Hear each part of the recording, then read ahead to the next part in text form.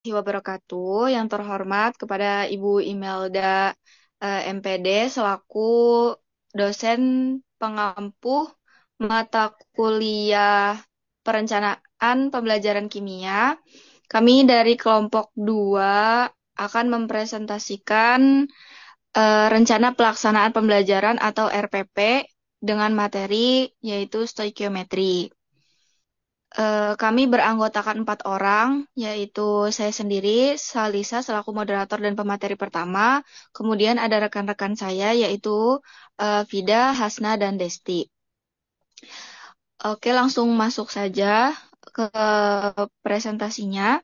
Untuk yang di halaman pertama, ini ada identitas gitu ya. Jadi stoikiometri ini dikhususkan untuk kelas 10 tahun pelajaran 2025-2026.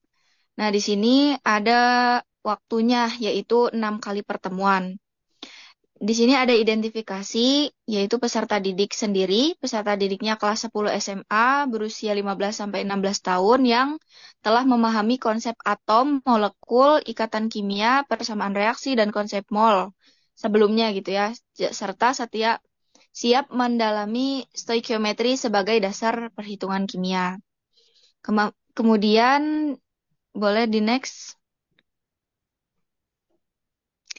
Nah, di sini ada materi pelajarannya yaitu materi stoikiometri. Materi stoikiometri ini mencakup pengetahuan faktual seperti pengertian stoikiometri, hukum-hukum dasar kimia, dan konsep mol konseptual meliputi hubungan kuantitatif dalam persamaan reaksi, stoikiometri, analisis data percobaan, dan penyelesaian masalah kimia kuantitatif. Nah, materi ini memiliki relevansi tinggi dengan kehidupan nyata gitu bagi peserta didik, seperti dalam memahami komposisi makanan, kemudian proses pembuatan sabun, kemudian analisis polusi udara.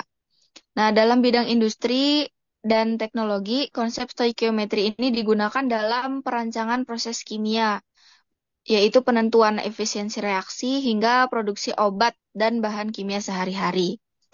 Jadi, oleh karena itu, pemahaman materi ini memberi dasar ilmiah bagi berbagai inovasi dan efisiensi proses produksi. Kemudian, pada tingkatan kesulitan materi tergolong sedang hingga tinggi karena membutuhkan kemampuan menghubungkan konsep mikroskopik atau jumlah partikel dengan data makroskopik, yaitu massa dan volume, serta menerapkan hukum-hukum dasar kimia dalam perhitungan yang sistematis. Kemudian struktur materi diawali dengan review konsep mol dan persamaan reaksi. Kemudian dilanjutkan dengan hukum-hukum dasar kimia, perhitungan stoikiometri massa-massa, volume-volume, massa-volume, reaksi pembatas, kadar zat, dan penerapan dalam analisis kimia. Kemudian dalam pembelajaran ini dapat diintegrasikan nilai dan karakter seperti teliti dan cermat, terutama saat melakukan perhitungan dan mencatat data. Kemudian jujur ilmiah dalam melaporkan hasil percobaan tanpa memanipulasinya, serta kerjasama dan tanggung jawab dalam melaksanakan tugas kelompok di laboratorium. Kemudian selain itu, rasa ingin tahu dan kepedulian terhadap akurasi perhitungan kimia juga dapat ditumbuhkan melalui diskusi tentang aplikasi stoikiometri dalam kehidupan sehari-hari dan industri. Melalui pemahaman stoikiometri, peserta didik ini dapat menyadari pentingnya ketepatan perhitungan dalam proses kimia, baik dalam konteks rumah tangga maupun skala industri. Nah, kemudian pembelajaran ini tidak hanya mengembangkan kemampuan kognitif, tetapi juga membentuk sikap ilmiah, pola pikir analitis, dan kesadaran akan pentingnya presisi dalam sains. Nah, di sini ada dimensi profil pelajar Pancasila atau DPL. DPL 3 penalaran kritis, DPL 4 kreativitas, DPL 6 komunikasi. Kemudian ada desain pembelajaran. Adapun capaian pembelajaran pada akhir fase, ini peserta didik memiliki kemampuan untuk memahami konsep stoikiometri itu sendiri berdasarkan hukum-hukum dasar kimia yang telah diajarkan. Kemudian melakukan perhitungan kimia berdasarkan persamaan reaksi, memahami hubungan kuantitatif antara reaksi dan produk, serta menerapkan konsep-konsep tersebut dalam kehidupan sehari-hari dan konteks industri. Pemahaman terhadap stoikiometri mendukung pengembangan keterampilan berpikir kritis, analitis, dan pemecahan masalah dalam kimia. Kemudian ada lintas disiplin ilmu yaitu matematik, fisika dan ekonomi yang tujuan pembelajaran umumnya gitu ya, peserta didik mampu menjelaskan hukum-hukum dasar kimia, menyetarakan persamaan reaksi kimia, menghitung massa, volume, jumlah partikel, kemudian menentukan reaksi pembatas dan menerapkan konsep stoikiometri ini dalam pemecahan masalah kimia. Nah, adapun topik pembelajarannya, ini ada hukum-hukum dasar kimia, konsep mol dan hubungannya, penyetaraan persamaan reaksi, stoikiometri massa-massa, volume-volume, dan massa-volume, kemudian reaksi pembatas dan hasil teoritis, kadar zat dan kemurnian, penerapan stoikiometri dalam industri. Adapun praktik pedagogisnya, yaitu pemecahan masalah terstruktur, diskusi kelompok, eksperimen dan analisis data, kemudian presentasi hasil kerja. Untuk selanjutnya akan dijelaskan oleh pemateri selanjutnya. Kepada rekan saya dipersilahkan. Baik, terima kasih. Selanjutnya di sini ada metode eksperimen dan analisis data, di mana peserta didik melakukan eksperimen sederhana untuk menentukan reaksi pembatas dalam reaksi kimia. Lalu berkesadaran menumbuhkan kesadaran yaitu bahwa perhitungan stoikiometri penting untuk menentukan hasil reaksi dan efisiensi proses. Lalu selanjutnya ada bermakna yaitu memberikan pengalaman langsung melalui observasi nyata, menggembirakan yaitu menumbuhkan antusiasme peserta didik melalui kegiatan praktikum, dan eksperimen ini melatih keterampilan kerja ilmiah, ketelitian dalam mencatat data, dan penalaran logis saat menganalisis hasil percobaan. Selanjutnya itu metode pemecahan masalah berbasis proyek, di mana peserta didik menyelesaikan masalah stoikiometri dalam konteks nyata, misalnya seperti produksi pupuk, pembakaran bahan bakar, dan dengan bimbingan guru gitu. Selanjutnya ada berkesadaran, menumbuhkan pemahaman mahasiswa stoikiometri digunakan dalam berbagai industri untuk efisiensi produksi. Lalu, lalu juga ada bermakna, yaitu menghubungkan konsep abstrak dengan aplikasi praktis dalam kehidupan sehari-hari. Menggembirakannya, yaitu mendorong eksplorasi mandiri melalui masalah yang relevan dan kontekstual. Nah, kegiatan ini mengembangkan keterampilan berpikir kritis, pengambilan keputusan berdasarkan data, serta refleksi diri terhadap strategi pemecahan masalah.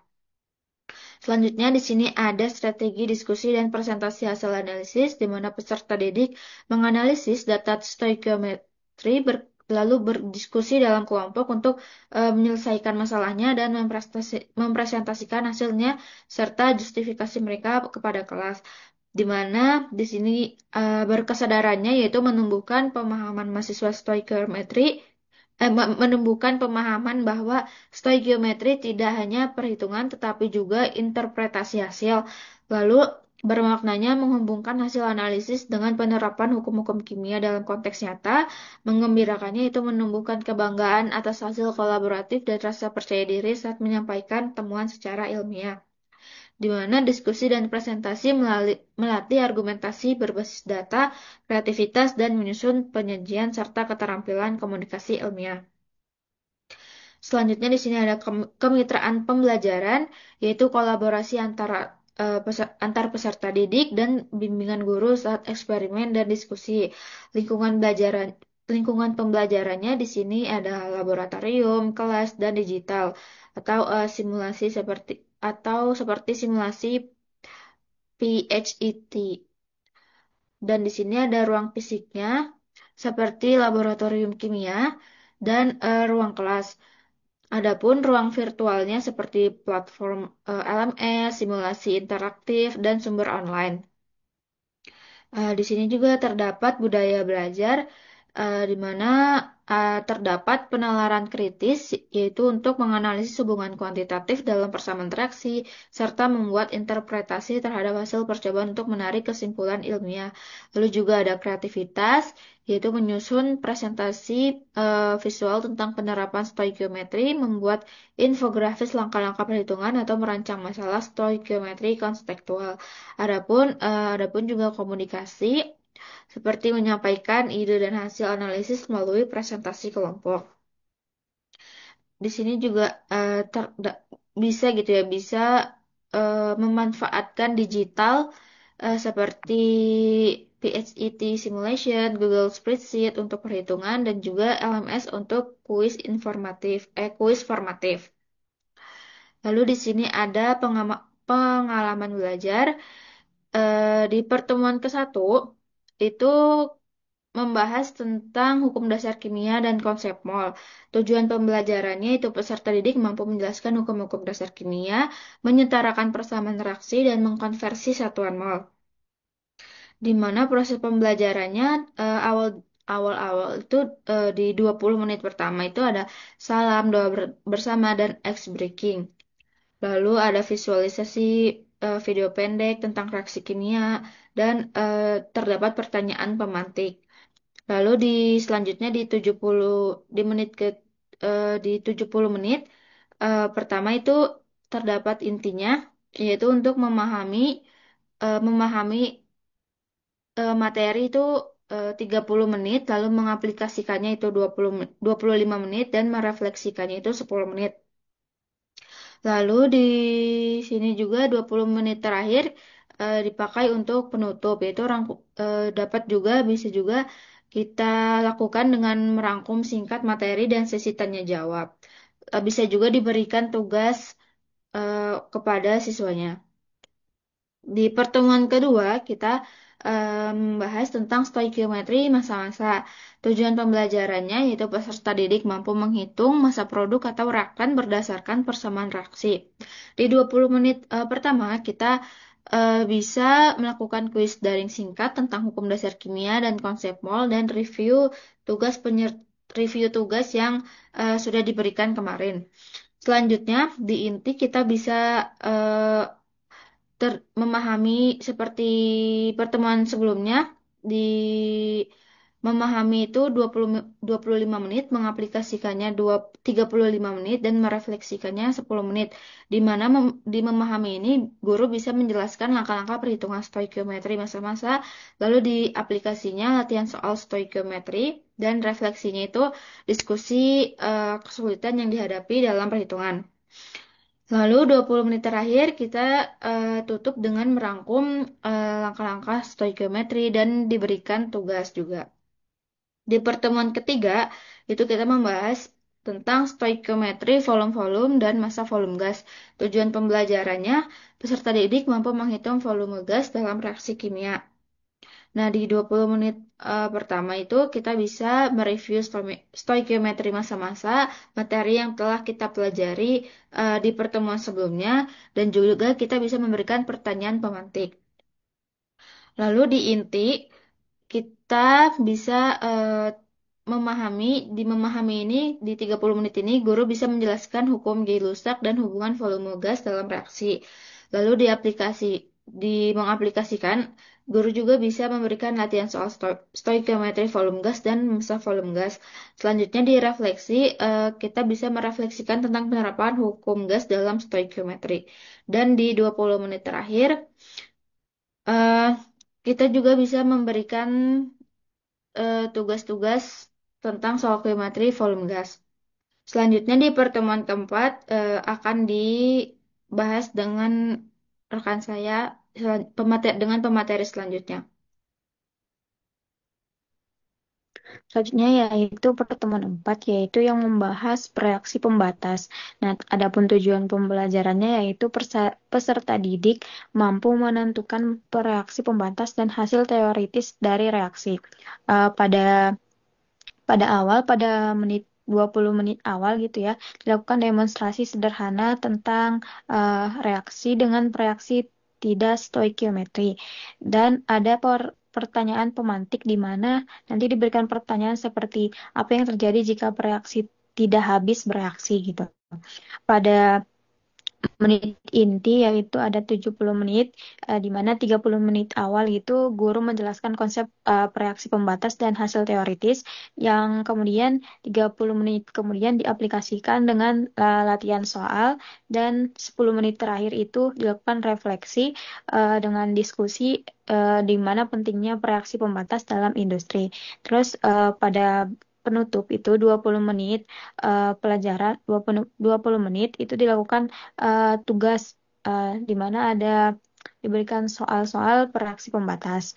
Nah, pada pertemuan kelima yaitu mengenai kadar zat dan kemurnian, yaitu tujuan pembelajarannya peserta didik mampu menghitung kadar zat dalam campuran dan kemurnian sampel pada awal itu 20 menit, di mana diberikan contoh kasus mengenai analisis kandungan mineral dalam biji besi dan diberikan pertanyaan pemantik gitu ya, bagaimana menentukan kemurnian suatu sampel. Next.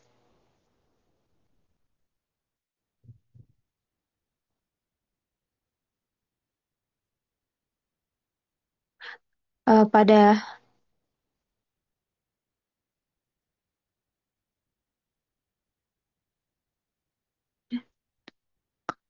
lewat nggak sih ke atas?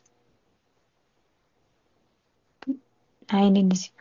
Nah, pada menit inti ini ada 70 menit ya, yang pada menit 30 itu 30 menit pertama itu guru menjelaskan terlebih dahulu konsep kadar zat, kemurnian dan hasil persen.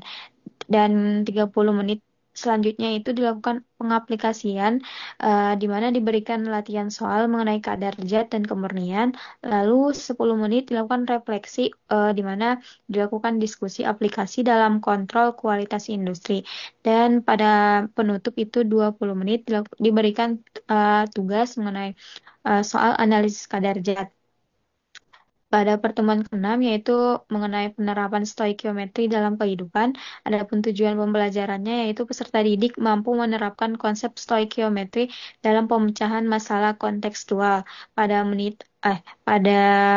bagian awal gitu ya, 20 menit pertama itu diberikan contoh kasus industri yang menggunakan stoikiometri, bisa produksi amonia ataupun pembakaran bensin, dan diberikan perencanaan pemantik, misal seperti mengapa industri membutuhkan perhitungan stoikiometri, dan selanjutnya itu pada inti, pada 30 menit awal itu dilakukan, eh, guru membahas berbagai aplikasi stoikiometri dalam industri dan lingkungan, terus kemudian diaplikasikan dengan proyek kelompok dan direfleksikan dengan presentasi singkat hasil analis dari kelompok tadi.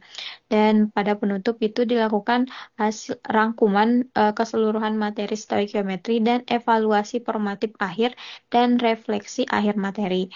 Dan kemudian lakukan asesmen pembelajaran. Pada asesmen pada awal pembelajaran itu diberikan pretest 5 soal, dan pada proses pembelajaran itu diberikan lembar observasi, diskusi dan eksperimen dan kuis interaktif serta lembar kerja peserta didik, dan dilakukan asesmen akhir pembelajaran yang diberikan tes uraian dan hitungan stoikiometri dan presentasi proyek aplikasi stoikiometri. Selanjutnya akan dijelaskan oleh Hasna.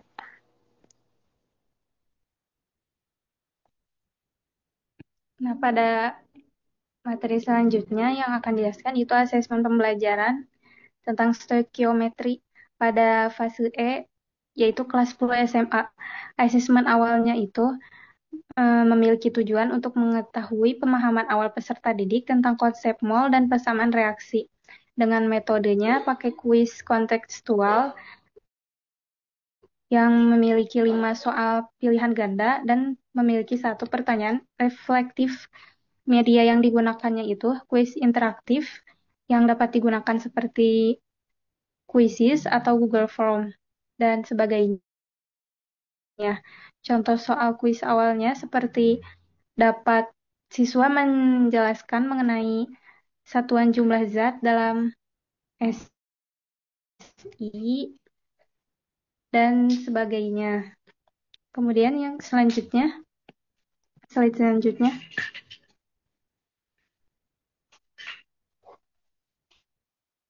Ada juga seperti menghitung massa molekuler aktif H2O, menghitung volume gas pada STP, dan bagaimana persamaan reaksinya. Kemudian ada refleksi singkat yang menyebutkan contoh reaksi kimia dalam kehidupan. Yang kedua ada asesmen proses yang memiliki observasi praktik eksperimen. Aspeknya itu ada ketetapan prosedur, ketelitian pengukuran, analisis data, dan keselamatan kerja. Yang kedua, ada kuis interaktif atau penguatan konsep. Memiliki aspeknya ada 5-7 soal kuis interaktif menggunakan Quizzes, Kahoot, atau web lainnya, dan berisi perhitungan mol serta stoikiometri dasar. Yang ketiga, berupa diskusi kelompok, lomba atau LKS yang berisi analisis data stoikiometri dan penyelesaian masalah konseptual. Yang ketiga, ada yang terakhir, asesmen terakhir itu ada asesmen akhir atau penilaian sumatif, autentik, dan tes tertulis. Selanjutnya,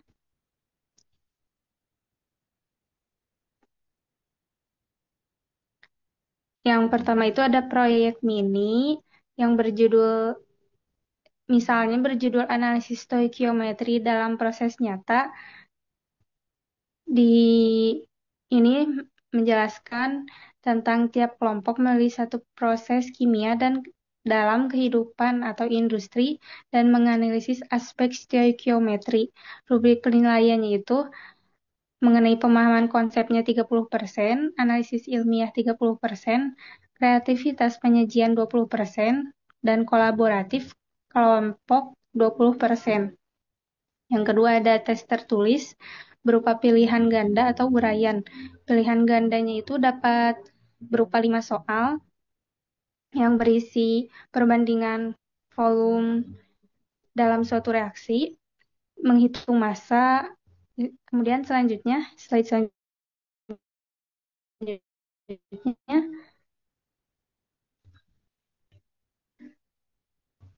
menghitung reaksi pembatas, menghitung volume, dan menghitung massa H2O.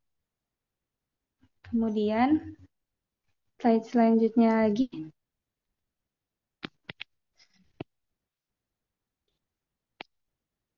Ada soal uraian juga 5 soal.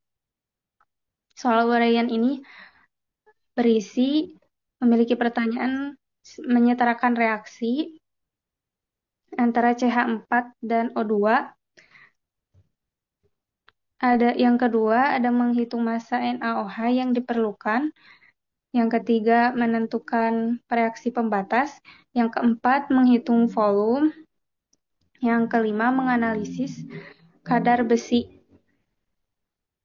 Yang kemudian ada instrumen penelitian pembelajaran mengenai materi stoikiometri dan aspeknya menganalisis data dan presentasi proyek kelompok.